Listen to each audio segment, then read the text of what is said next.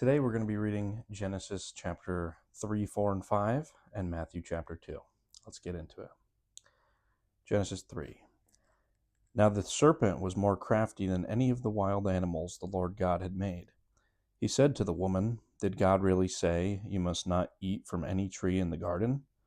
The woman said to the serpent, "We may eat fruit from the trees in the garden, but God did say, 'You must not eat fruit from the tree that is in the middle of the garden, and you must not touch it, or you will die.'" "You will not certainly die," the serpent said to the woman, "for God knows that when you eat from it, your eyes will be opened, and you will be like God, knowing good and evil."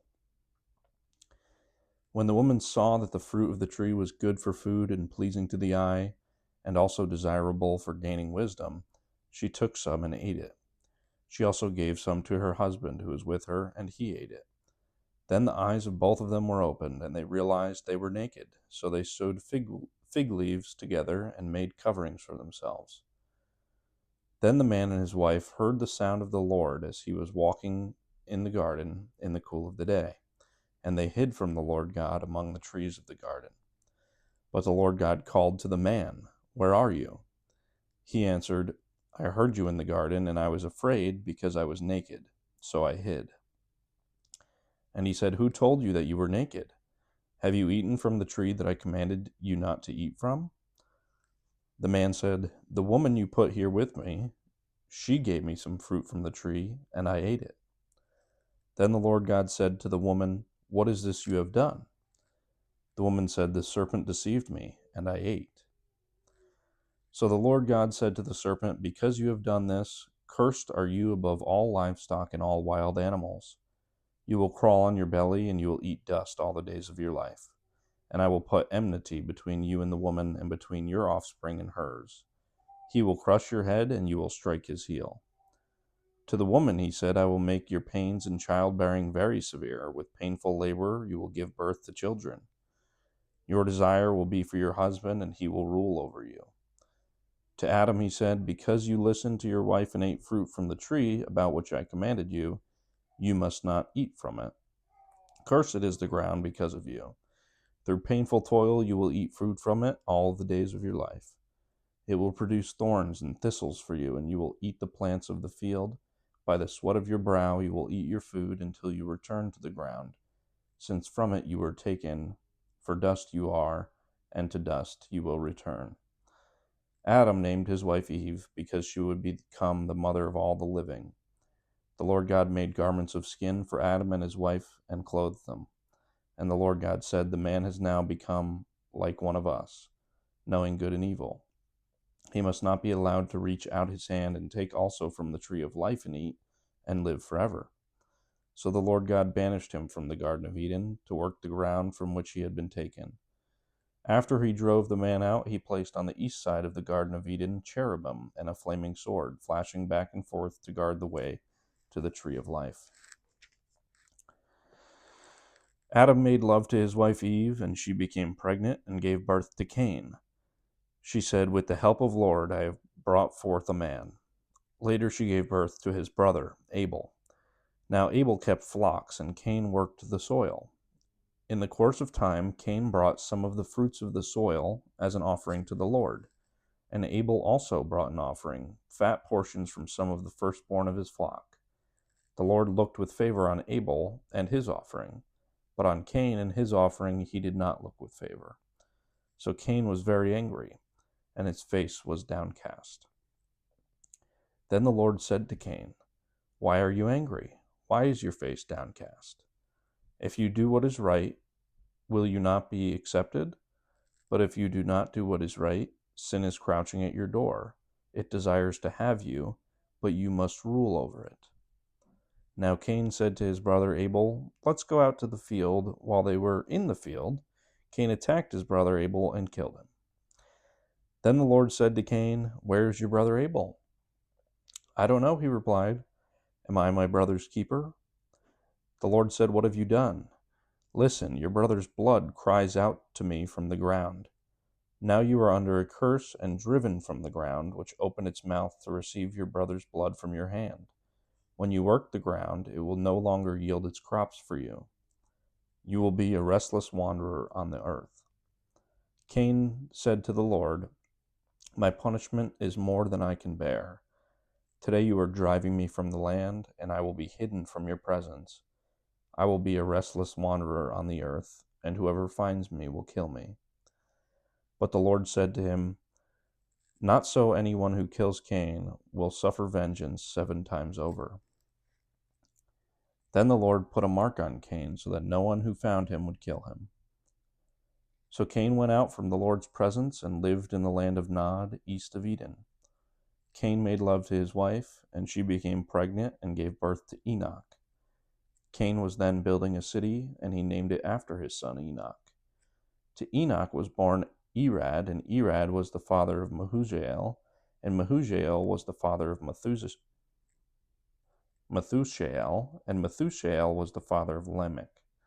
Lamech married 2 women, one named Adah and the other Zillah.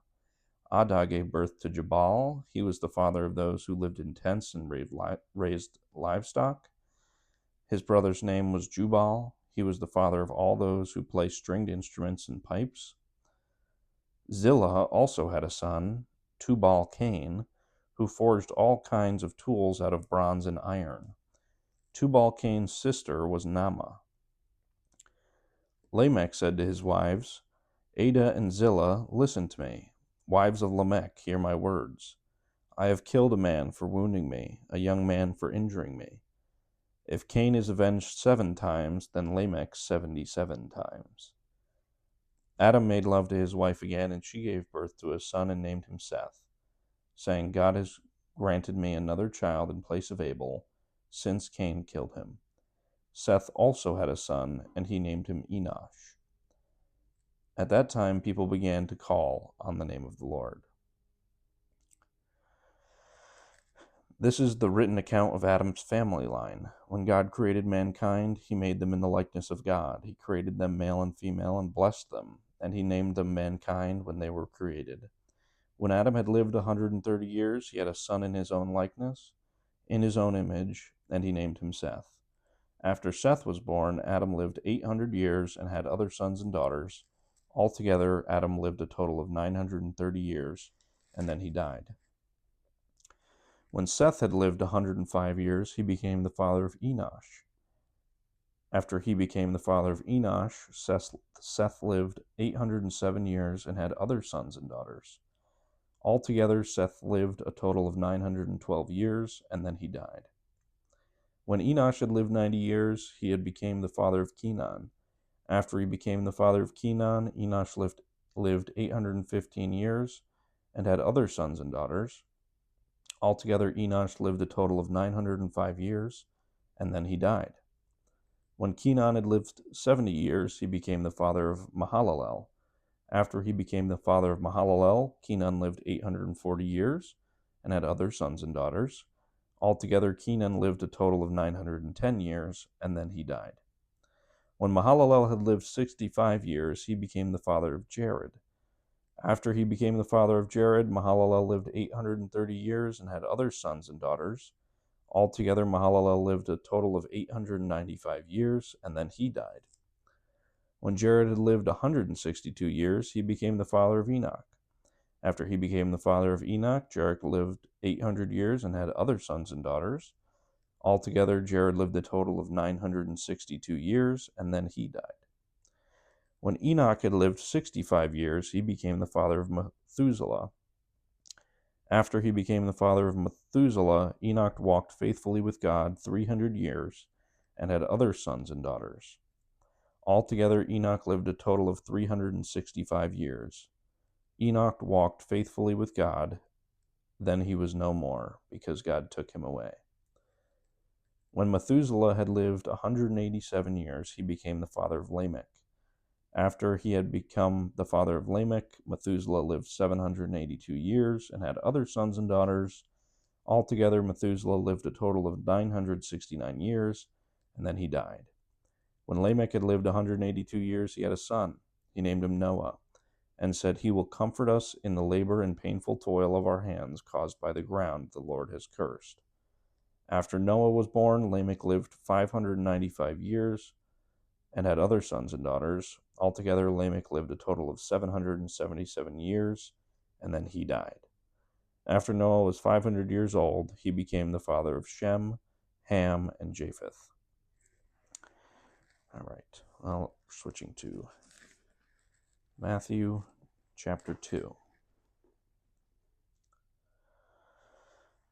After Jesus was born in Bethlehem in Judea during the time of King Herod, Magi from the east came to Jerusalem and asked, "Where's the one who has been born King of the Jews?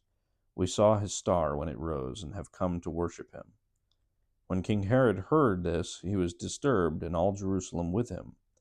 When he had called together all the people's chief priests and teachers of the law, he asked them where the Messiah was to be born.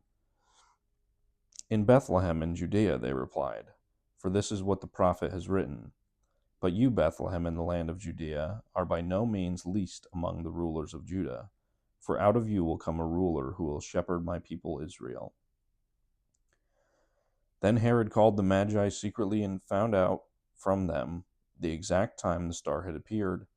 He sent them to Bethlehem and said, "Go and search carefully for the child. As soon as you find him, report to me, so that I too may go and worship him." After they had heard the king, they went on their way, and the star they had seen when it rose went ahead of them until it stopped over the place where the child was. When they saw the star, they were overjoyed. On coming to the house, they saw the child with his mother Mary, and they bowed down and worshipped him. Then they opened their treasures and presented him with gifts of gold, frankincense, and myrrh. And having been warned in a dream not to go back to Herod, they returned to their country by another route. When they had gone, an angel of the Lord appeared to Joseph in a dream. "Get up," he said, "take the child and his mother and escape to Egypt. Stay there until I tell you, for Herod is going to search for the child to kill him." So he got up, took the child and his mother during the night, and left for Egypt, where he stayed until the death of Herod. And so was fulfilled what the Lord had said through the prophet, "Out of Egypt I call my son." When Herod realized that he had been outwitted by the Magi, he was furious, and he gave orders to kill all the boys in Bethlehem and its vicinity who were 2 years old and under, in accordance with the time he had learned from the Magi. Then what was said through the prophet Jeremiah was fulfilled.